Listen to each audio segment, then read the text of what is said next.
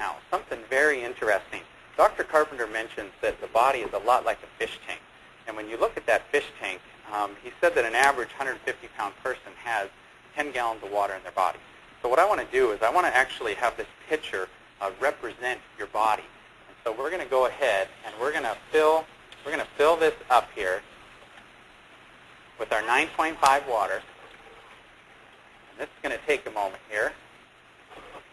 But basically, as Dr. Carpenter said, the body is a lot like this fish tank, and we've got to change the water in the fish tank in order to get ourselves healthy, because as that water starts to get dirty, if we don't do something with it, we're going to be in trouble.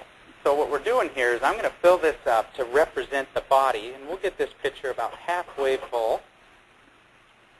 Bring it right over here. I'm going to take some more test drops. I'll just put a whole bunch of them in there. Give this a nice stir.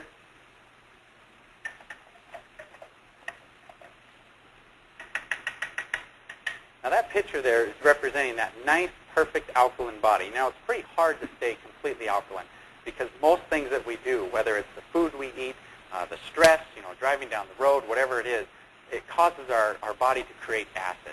And you want to get yourself to this alkaline state. So let's just imagine that we did everything right. We had no stress in our life and everything was perfect. And so here is that body of water that we have. And let's say somebody grabs a soda.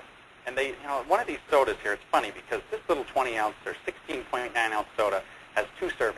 I don't know anybody that drinks this soda in 2 different servings. But we're just going to go ahead and say, let's just say we just had a little sip. So we're just going to take this little cap, which it takes about 5 of these caps to make an ounce. We're just going to take that one little cap, put that in there, and let's just stir this up and see what happens. Now we have this nice purple, which is that high 9.5 alkalinity, and look what that one cap did. It already has taken us down to somewhat neutral. In fact, it's still getting lighter. Go ahead and I'm just going to put one more cap in here. And who drinks a little sip of soda like that? I don't know too many people. But look what just happened. Look what just happened to that body. Now, if that represents our body, we've just taken ourselves from a very alkaline state, and we've made ourselves extremely acidic with 2 tiny little caps of soda. 2 tiny caps of soda. And we're using Sprite because it's clear, but any soda, this represents all the different sodas that you would drink. And we can try really hard to actually change the alkalinity of this water. I mean, look at this. We can try, and we can try, but watch what happens. As this sits here, and we put all that in there, and we got it to go, but it just goes right back. It just goes right back. So it's really hard on your body when you keep putting all these acidic things into it when you're trying to catch it back up. And so the best thing to do is to avoid them completely and start drinking Kangen water. Start drinking as much of this water as you can drink, working yourself up from at least 1 ounce for half your pounds in body weight. So if you're a 200-pound person, you'd want to start with 100 ounces, which is a little over 3 quarts. That's a great place to start. You want to work yourself up to 3/4 of an ounce per pound, and that's really where you want to be. But, I mean, this is just, it's unbelievable what starts to happen to your body. We'll go ahead and put this over here in the sink. Now, I want to show you one more thing here that is really, really cool.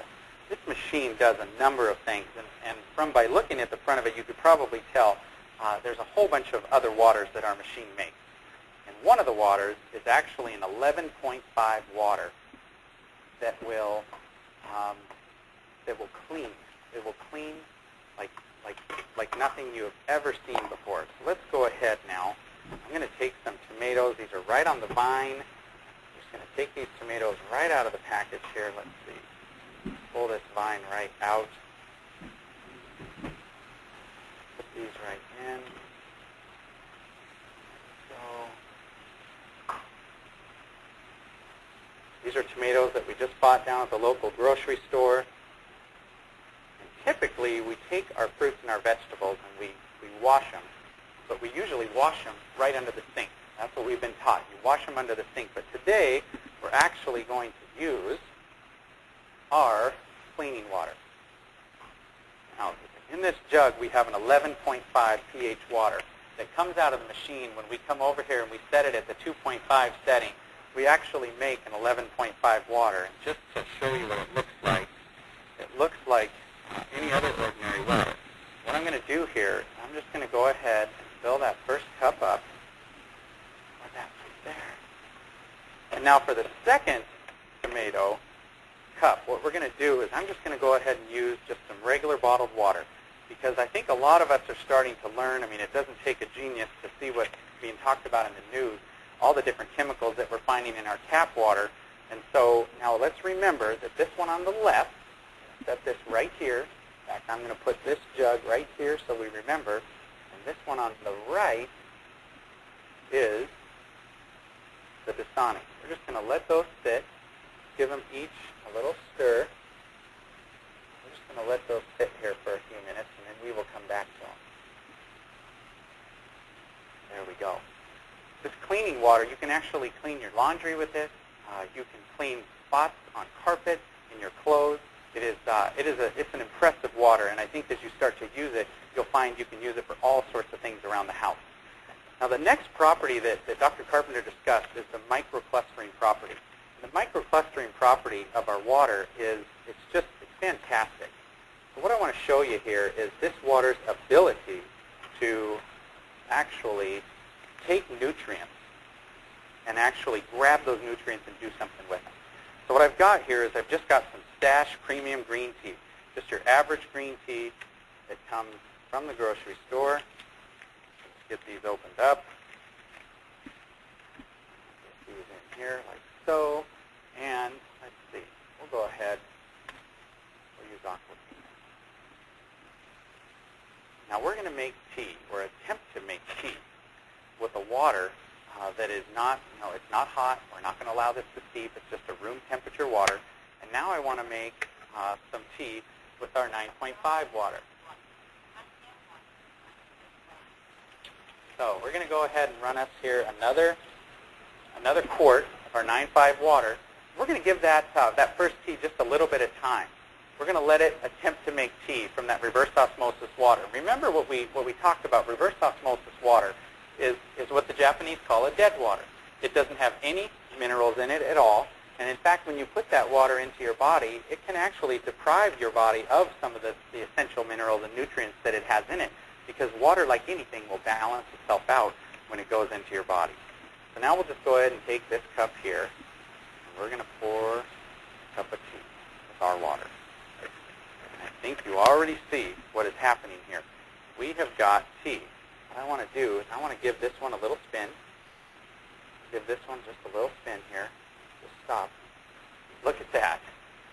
We've got two different cups here. Same tea bag. One is obviously having a hard time making anything. And you've got this one here, which looks like a perfectly good cup of tea.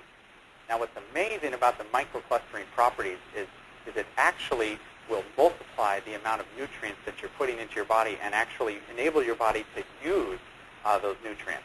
So as I slide this next tea bag over, watch what's going to happen.